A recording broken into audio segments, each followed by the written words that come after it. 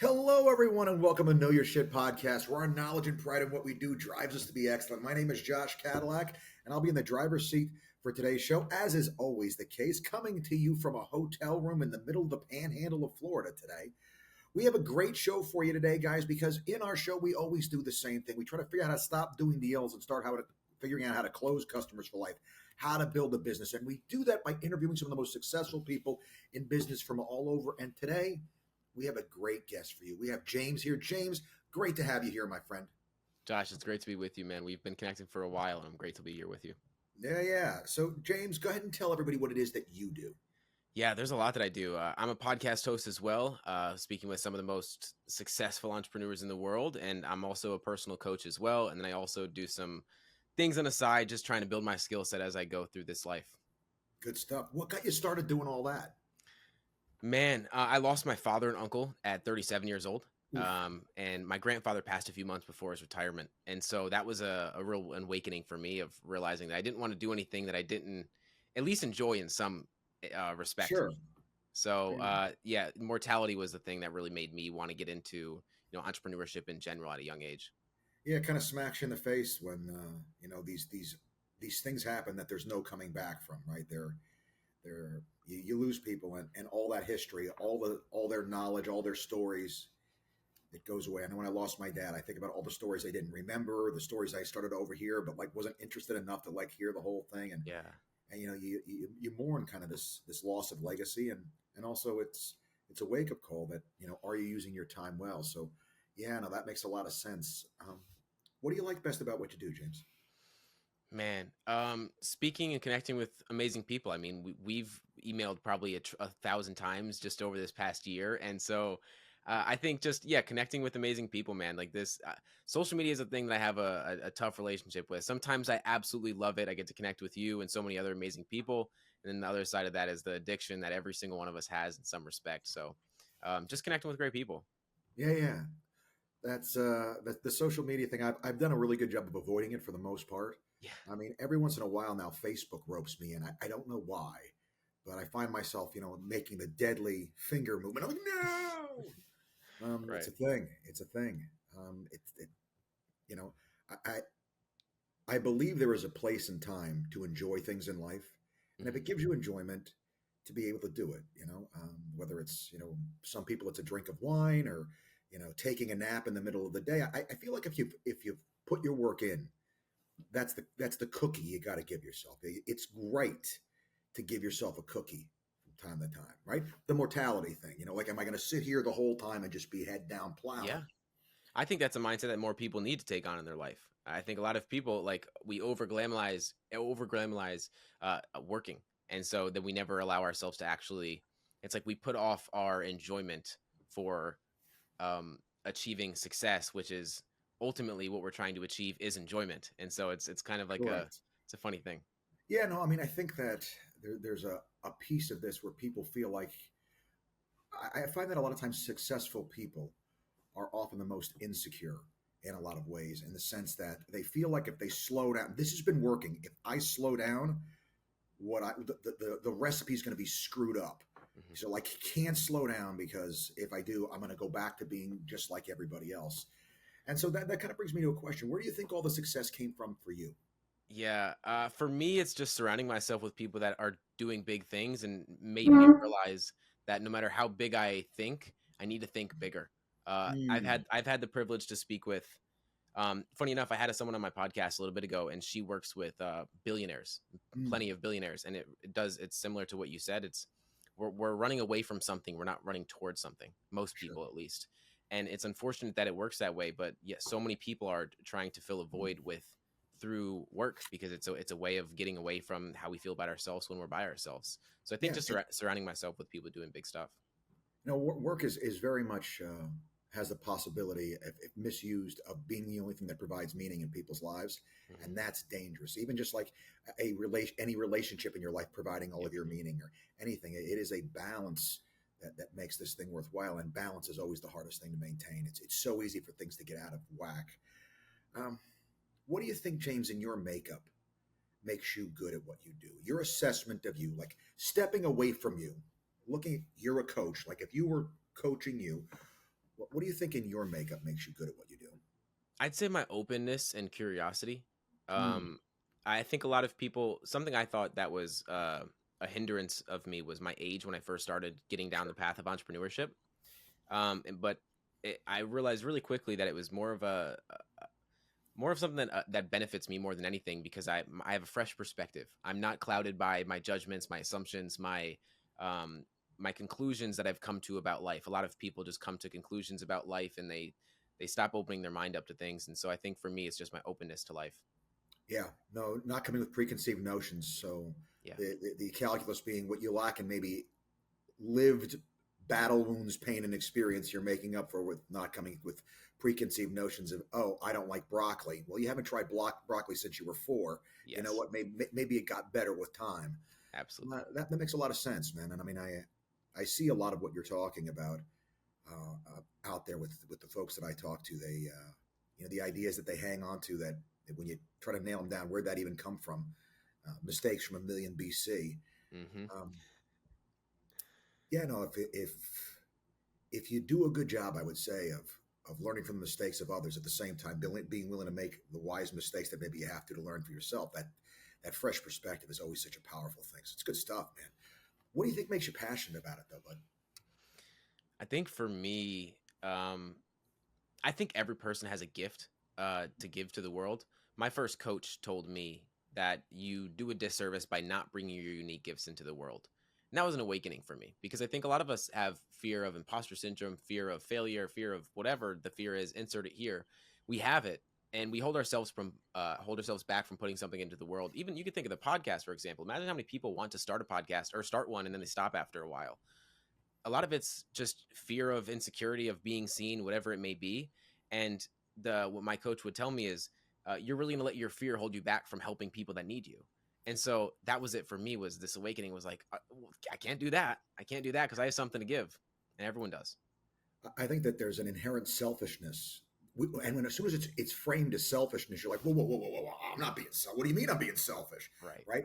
But the reality of it is, I think that the second you frame it as somebody else is going to be hurt because of my inaction, Hmm. I think for a lot of people that is the piece that they're missing to motivate. Because there's certain things you won't do for yourself, but you will do it if somebody else is on the line, right? Yep. And you could say whatever that says about how we view ourselves, the value we place in ourselves, or whatever, or maybe just um, maybe we're a little bit more magnanimous than we think we are in our soul. But yeah, putting yourself in those positions to take advantage of that is really powerful. Let me ask you this: what is a tool that you've used in the course of what you do? I know you coach and stuff like that. What is a tool that you'd be willing to share with to help our listeners that you think moves the needle in your world? A tool. I can think of an app that has been really powerful for me. Um, Qualifies as a tool. All right, beautiful. That's what I'm thinking. So Notion is an app that's like I guess a note taking app, and Mm-hmm. I read a lot of books. I have a lot of client calls. I have a lot of things that I have to think about, and Sure. I assume anyone that has anything going on in their life, it's the same thing. But not a lot of us have anywhere to put it, and so Notion has been just a place where I can put every single section of my life from health and fitness to business development to personal development to books I'm reading, everything in between, even my daily action tracker of like, what am I doing every single day, tracking that and making sure I'm moving towards my goals. That's in Nice. it as well. So Notion, I would say. Notion. Cool. Yeah, I use something called One Page CRM. It's a CRM, but I used it the same way. I put everything Yep. in there. My Yeah. dog's flea pill is in there. Yes. Everything. Everyone needs it. Everyone needs something that they put everything Totally. into because we don't have the brain for it. No one I, does. I'm not good enough at remembering. So, No. like, why would I continue to feel guilty about not being good enough to remember? As a good CEO to myself, I'm like, okay, well, look, you suck at this. Let me go take and hire around or plan around or system around this. That's my job to set me up to be successful. Put the system in place to have me not have to deal with the stuff that I suck at. Absolutely. So, what do you see as the opportunity in the market today? Man, I think selling your knowledge. Okay. I think there's a lot of people out there that, if you think of it, the way that I've seen it is, when I hired my first coach, I realized that you don't need to be 1,000 steps ahead. You just need to be 2 steps ahead of someone. Yeah. And there's a lot of people. What I realized was, you invest time or you invest money, and from losing a lot of family growing up, it was this realization that, well, time is fleeting. It's we're losing it every second. Money's being printed every second. Yeah. So you may not have a way of making it, but then that's your problem. It's your responsibility to go and figure that out. So I would much rather spend money than to spend time. And Oh my so if God. I Yeah. can learn from someone else's knowledge, it's That's literally a cheat code in life, is the way that I've seen it. yeah. No, it's almost not fair. Yes. So, what do you think is the most important thing you've learned in the process of doing what you've done? That all that matters is how you feel about yourself when you're by yourself. It's a quote from Tom Bilyeu, the founder of Quest Nutrition, billionaire, insane. It stuck with me to this day. It stuck with me for a few years because I've been able to speak with so many successful people that have all the money in the world, don't know what to do with it, but they're not happy. And Yeah. so if you're not happy with yourself, nothing else matters. Yeah. No, I mean, I think that the only caveat with that is that at times, because we don't have the experience of having gone things, we sometimes chase the wrong things. We feel like we're chasing the right thing, we're chasing the wrong thing, and we don't Right. really realize it till we get it. So you can feel good about, hey, look, I'm making progress toward that thing that I want to get. But you get that old man in the sea situation where you catch the fish, and by the time you bring it back to shore, it's nothing like what you thought it was going to be. It's hollow and empty. So that's the one kind of caveat that I plug in there, only from the standpoint that as I look at it, as I think about it, I found that the healthiest and safest way to think about it, for me at least. And I mean, obviously, this is my layman's take on this, but is what do I want them to be able to say about the guy they're putting in the box? What do I want to be able to say about the guy they're getting ready to put in the ground? If the way I live today is in keeping with what I'm trying to make this life about, Yeah. then I've given myself something to feel good about today. And then I want to take and really allow myself the true pleasure of enjoying the sense of accomplishment of having put one more good day in the books Mhm. that gets me to the winning streak that I want to take and be represented when I'm all done playing this game. You know, that's maybe a little bit different take on it, but I mean that's kind of how I think about it. I love it though. I think a lot of people need to take a more intentional approach like that.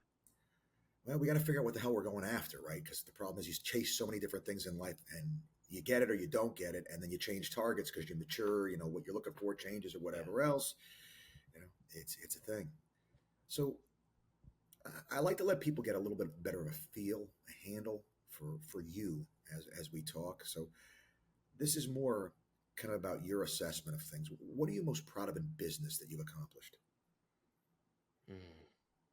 I have an award right there. When I was turned 7, or when I was 17, I invested into a coaching program to become a coach. I had no idea what I was doing. I just knew, like I said, I saw value in selling knowledge online and Mm-hmm. helping people overcome things because I realized I couldn't do it myself. Most people can't. Uh, Within my first month, I contracted $10,000 at 17, and Nice. I worked with 3 different clients, all older than me. I broke through all of my um, limiting beliefs and imposter syndrome and everything else from achieving that because it really helped me kind of see more of myself. Nice. Similar question, slightly different, a little bit more personal. What are you most proud of in life you've accomplished to this point? Mm, I think overall, just the kind of impact I can have on other people through the podcast that I've had, or just general conversations that I have every single day with that people. I find a common through line a lot of people tell me is that I inspire them just by being myself. And so if I can do that, if I can leave someone better off after having a conversation with me, even if it's just through my energy that I kind of instill into them, that's a good thing. Absolutely. There's value in that. You may never see these people or get a chance to speak to these people again. What is one piece of advice you'd give our listeners if you could? Don't think about if this is the right or wrong decision in whatever decision you're thinking about making in your life, because we all have that one thing that we want to take action on, or we want to change in our life. But the right decision is the decision that you commit to, because you'll probably change your mind a few weeks, a few months, a few years later. But a lot of the time we sit in indecision and inaction, and that's the biggest fear at the end of my life, is not taking action. Like, what's the cost There's of inaction? That thought yeah. sticks The with me. cost of standing still. Yeah. So there's a famous. It's not his most famous, but it's a very famous Yogi Berra, yogiism, And the yogiism was when you come to a fork in the road, take it. Yeah. And if you ever read his book, because I believe that's the name of his book, when you come to a fork in the road, take it. He explains what he means. And he says, look, the one thing you can't do is stand there trying to figure out which way to go. Pick a direction and go, Hmm. right? And as as silly as Yogi Berra tends to be perceived, he was a very wise and kind gentleman who lived a life, uh, a very generous and humble life, despite the fact that he was as great at what he did as he was. Um, really, a life that I think has some worthiness of being emulated. Yeah. Seeing greatness maintained with maintained humility and respect. Really, really interesting character. And so that book actually is just a collection of his yogiisms and him explaining what he meant with every one of them. They're all like these really very wise things when you understand where he was coming. So I have to dive into that. That sounds really cool. It's really hard for a lot of people to maintain any kind of uh, I guess just being human. Like the more people grow in something, egos get inflated immediately because a lot of people put people on pedestals, and that's one thing that I'm grateful through the podcast. I've been able to not do as much because I'm speaking with people that are at the end of the day humans, but a lot of people don't see people like Yogi Berra as that sure. example like No, that. I think that that's got to be, especially if you know you're going to expose yourself in a business where there's going to be a lot of emulation. Um, Yeah. I have a friend who's an actor on Broadway. The guy's been nominated for 3 Tony Awards. Still one of the coolest guys in the world to sit down and have lunch with because he actively does things to stay humble and to not think himself better than other folks. I mean, it's one of the reasons even when I do big events or whatever, I always try to stay if I have the time and push in the chairs at the end. Not that it's my job. Everybody's like, it's not your job. It doesn't matter. I don't want to think that I'm better than those folks whose job it is. It's how I remind myself the only thing that separates me from these guys is God's grace. That's all I got going for me. So, you know. So, So another question for another piece of advice, I suppose. What one book? I'm going to limit you to one book. Would you recommend to our listeners? yeah, man. I wish you could see the other side of my room because my bookcase recently broke with how many books I have. So they're just standing against the wall. The one that I recommend, the most common is "Breaking the Habit of Being Yourself" by Joe Dispenza. Okay, breaking the habit of being yourself. Interesting. Good Yeah, stuff. yeah. All right. Um, favorite movie of all time? The first one that comes to mind is Shawshank Redemption. Oh man, it's a great movie. It's It's really a hard to great. beat it. It's really hard to beat it. I You know watched Goodwill what? Hunting recently though, and that was really good too. I had never watched that before. Which one is that? Goodwill Hunting, I'd never Where watched it it's a before. surprisingly like you look Great at it, the movie. cover and everything, you're like, Yeah, I don't know. Then you yeah. watch it, like, man, what a good movie. A They friend of killed mine it. introduced me to that years ago. It was a great Yeah. film. Yeah, no, Shawshank is the That's another line there. one where you look at it. Oh, I remember my uncle and my cousin put it on for me, and we're starting the movie, and I'm thinking, there's no way this is Okay. gonna be good. We end it, and I'm just like, that was the best thing I've ever seen ever. The movie that I felt that way about going in, they actually took me on my birthday because it was like the only thing playing was The Terminal. And I'm like, Okay. this is a 2 hour and 15-minute movie with Tom Hanks stuck in an airplane terminal. How can this be any good? I come out Right. of the theater with tears coming down, and Okay. I mean, it's just like I gotta watch it. I haven't watched it. you watch it as a person that appreciates your contributions to people's lives, possibly changing their lives. This guy in an absolutely horrible situation, and all the people that, because of the way he was, they have such a vested interest in seeing him succeed. It's such a Mhm. cool film. Such a cool Okay. film. Beautiful. I'll watch this Yeah, weekend. there we go. Uh, famous person in history would you want to meet if you could? That's a tough one, man. There's so many people. The first one that comes to mind for me is a rapper called J. Cole. Okay. Really down to earth person. He's the only rapper that I know that makes music, tells a great story, and also is talking about real stuff. You hear a lot of people nowadays talking about things that they have never done or just things that are moving people in a negative direction. But he's someone that I used to listen to a lot, or I still listen to a lot. Good stuff. What person from your past would you want to sit down with and have lunch with today if you could? They have to be alive. No. Uh, I my dad passed when I was 6, so I'd say my dad. I don't have any memory of him. Yeah. No, I get that. I get that. Be the same answer for me. Uh, What one piece of advice would you go back and give a younger version of you if you could? Be easier on yourself. Man, too much shtick, not enough carrot. Yeah. It's the entrepreneur's burden right there. The stick Yes. is working. More stick. Yeah. Uh, it's, Exactly. it's a thing. If you had to pick somebody to be stuck in a foxhole with, who would you pick to have your back? Great questions. Great questions. Man, the first person that comes to mind isn't someone I know, but I feel like could help me out is Tim Kennedy. Okay. If you know who that is. I know the I want to name. say I don't believe he was a Navy SEAL, but he was. Okay. Yeah, he was. Yeah, yeah, All elite right. guy. Good stuff. No, I get that. At least he's got the experience to look out for Yeah. it. What do you do to unwind, James? Um, Usually I'll go on a walk or I'll meditate or the gym. Like doesn't sound like unwinding, but like doing things that turn my brain off and turn my body. Yeah, yeah. No, for me, years ago, it used to be ballroom dancing. Now it's board games. That's the one Love that, that. Yeah, yeah. cards are good, stuff like that. Anything that's just I found too someone that I'm trying to do more of is creative things, whatever that is, and not having any attachment to it, which is difficult as entrepreneurs. Yeah, no, I used to do woodworking as well. I mean, that was one that I liked. But board Yeah. games has filled the hole very nicely. It allows me to use my hmm mind with no consequences being associated if I screw it up. So um, I I'm get it. I'm I a get the big Monopoly enjoyment. guy myself. Yeah, no, I moved way on from Monopoly. Okay. So I had an ex. She's like, "Do you play board games?" And I like, you mean like Monopoly and Sorry? Because I mean, like Monopoly is a great game, except it's 4 hours of attrition. You know, an hour and a half how it's going to go, but now Yeah, you got to take and wind this thing down for 4 hours as you take and grind everyone into powder. it's so And true. so she's like, "No, there's other games out there. You know, there's a lot of games." And I didn't realize it's one of the fastest growing hobbies in the world. And Really? so she's like, oh yeah." No, I mean, it's crazy. So she introduced me to this game called Settlers of Catan. And so the problem with Monopoly is, right, you've got money and you've got property. I Right. need both. So I don't want to trade either, Yeah. right? So it's this very tough trade.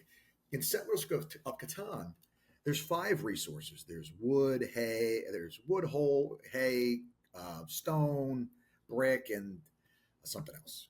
And a Yeah. sheep, wool, right? Well, the thing is, sometimes I need wool and you need brick. I've got brick, you've got wool. Mm.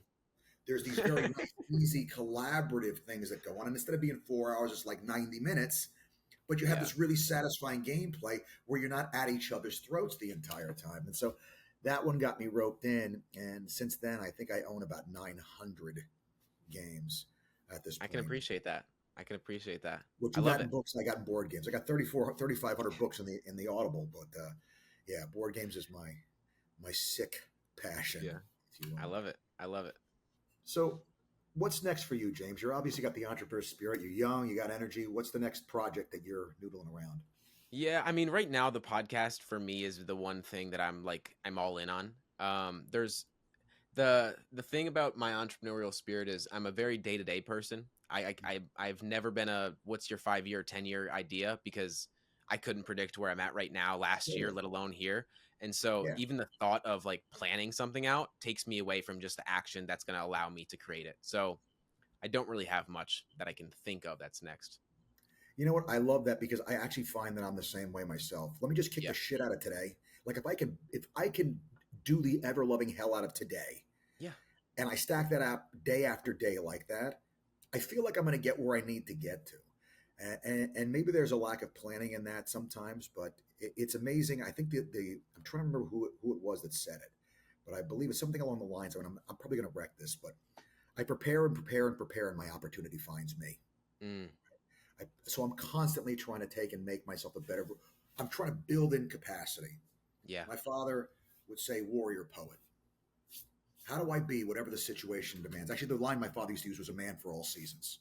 I love that. So whatever the coach needs, put me in, coach. I can do that. Right? How hmm do I be the best chair pusher inner? How do I be the best table setter up? Or how do I be the best speaker? How do I be the best friend, the best coach? The what? How do I be the best I can be for whatever the situation calls for? How can I be better at whatever the thing I'm doing right now is? Because I don't know when that's going to become the most important thing that I need to have the skill to do. So why would I not build into it right now if I can? So That's kind of how I noodle that around. So I'm with you, man. Yeah, I love that. I love that perspective from your dad too. Oh, you know, the boss man was a special character for sure. So James, where can people find you? Yeah, social media pretty much everywhere. James Bracken IV, I'm the fourth, and you can too. Podcast, Spotify, Apple, YouTube, everywhere else. Nice, good stuff. James, thanks so much for coming on, buddy. It was Thanks for great having me. getting hanging out with you. Yeah, thank you. Appreciate it. No problem. And I want to thank our listeners for hanging out with us and spending your hard earned, your very finite, limited time with us. It is greatly appreciated, and I hope that what we brought you today brings you a little bit closer to being the person that you want to be. As I'd love to remind you as we close this out, guys, there's never a good excuse not to know your shit. Till next time.